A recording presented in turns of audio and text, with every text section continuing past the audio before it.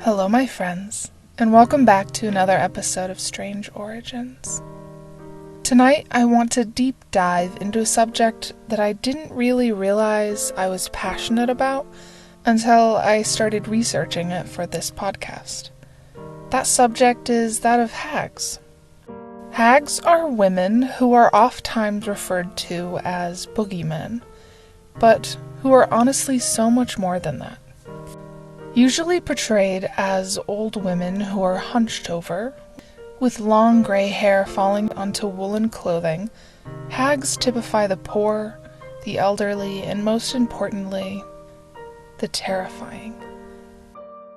They are often misinterpreted as pure evil, in essence. Hags are an archetype at this point and always seem to be serving a lesson in a story, either to children or to men, and it seems every culture has their own version of a hag too. But hags weren't always seen as scary old women. In fact, at one point, hags were revered and sought during troubling times. Hags were at one point healers and helpers of other women during childbirth. Occasionally they even helped men, surprisingly enough. Much like witches, hags in some stories deserve our respect, if not our love. So, when did the transition take place? And more importantly, why? The term originated from the Old English word for witch, hegtis, and was shortened. This is also where the word hex comes from, which is a curse placed on someone by a witch or hag. You may recognize the character from a number of fairy tales, such as Hansel and Gretel, where the old woman lures children in with a house made of candy in order to cook them in her oven. Or maybe you remember her from the beginning of The Beauty and the Beast, where she curses the prince to turn into a hideous creature as a way of teaching him to value people more than material objects. Those may be the modern versions of a hag, but the originals were far more powerful and much more terrifying, in my opinion. The hag Cailleach was seen as the mother of all gods and goddesses in pre-Christian Ireland and Scotland. She was referred to as Beira, the goddess of winter, and was revered for her elemental power. Her cane could freeze land over by simply touching it, and it's thought by the mythologist Donald Alexander Mackenzie that she created the Loch Ness by transforming her negligent maid Nessa into a river. When the longest night of the year came, she would go to a fountain of youth, drink from it, and become young again, therefore marking the beginning of spring where she started the whole cycle over with. In some stories, the goddess Brigid lives in conjunction with Cailleach, and was the spring version of the hag. She was akin to the Greek goddess Athena, who also embodied the ideals of wisdom and craftsmanship, and even skill in warfare. Something interesting about Brigid is she was carried over into Christianity by way of 10th century monks, who transformed her into Saint Brigid of Kildare. Nuns would maintain sacred flames in her name. The flame maintained in Kildare, Ireland, was said to have been surrounded by a hedge that was not to be crossed by any man. If any man did attempt to cross, they were crippled, died, or simply just went insane. Also in Scottish and Irish lore, hags were powerful goddesses, useful as healers to women in childbirth, but at the same time deeply feared because of their power. They could control the weather and bring about storms on a whim. Often these were destructive floods, thunderstorms, or hail that destroyed crops. According to stories, they also were the creators of hills and mountains in Celtic lands. This either was due to them dropping rocks from their baskets on accident, which then grew uncontrollably, or because the hags shaped them with magic hammers.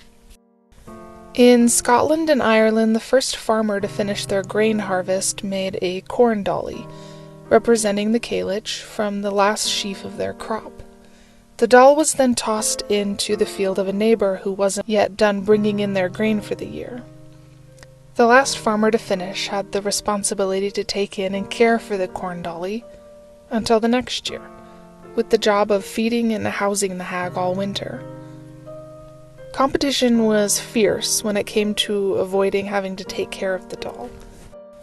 Also in Ireland, akin to the custom of Groundhog Day in the United States, is La Fielbride. On February 1st, it's said that the old hag would wake up from her hibernation to stock firewood to last the rest of winter, and if the weather was good on that day, that the hag had plenty of time to gather wood and spring would happen later rather than sooner.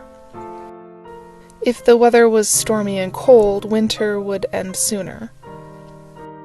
The Serbian version of a hag is the babroga, which translates roughly to old lady with horns. Also a boogeyman, she was used to warn children away from danger. She is short, ugly, and walks around at night to find children she can eat. She either puts them in her bag and drags them back to her cave, or she snatches them through the cracks in their ceilings, which is one of the more frightening things I've ever heard. Slavic folklore has their own version of a hag called the Baba Yaga.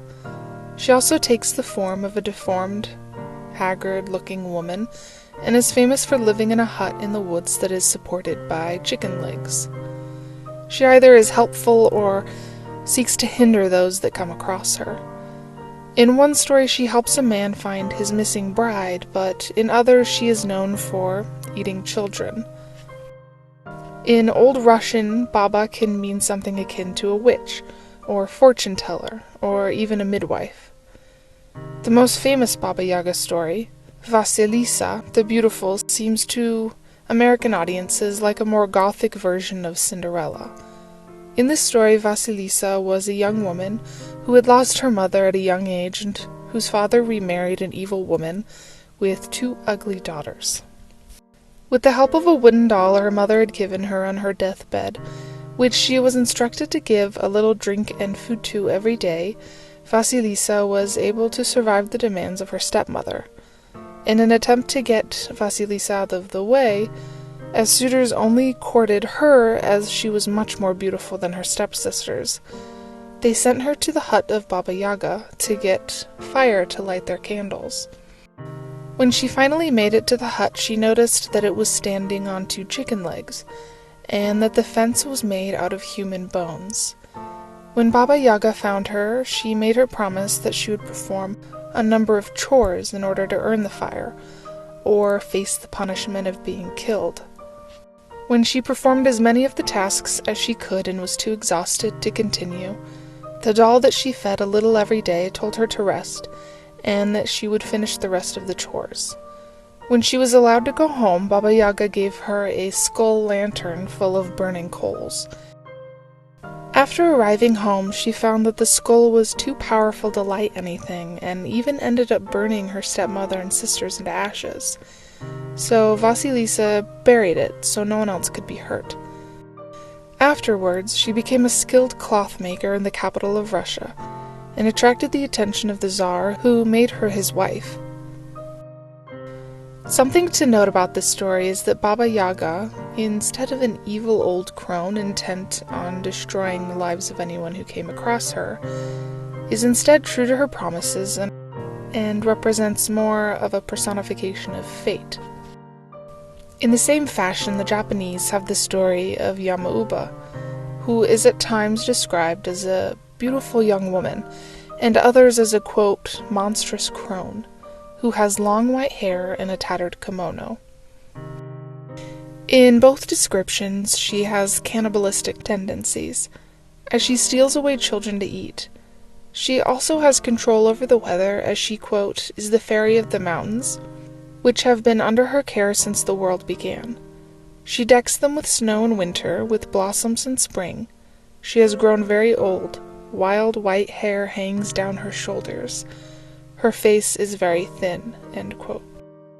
Represented in the same manner in Greek mythology are the three Fates, also called Moirae. These three sisters were the ones that weaved everyone's destiny, literally, and with a pair of scissors could cut someone's string, resulting in their death. While they were bound to the rules of fate, they also had control over the destinies of mortals and gods. You may recognize the three sisters from Disney's Hercules as the trio that share one eye that sees the future. Weaving was a common art at the time, and was used a lot in Greek mythology. Concerning the sisters, it is one of them that spins the thread of life, one that decides how long the thread will be, and one who cuts the thread. In other words, they control the length of a person's life, how much good or bad a person experiences, and when exactly that life will end. Another famous version of a hag featured in folklore is the water hag.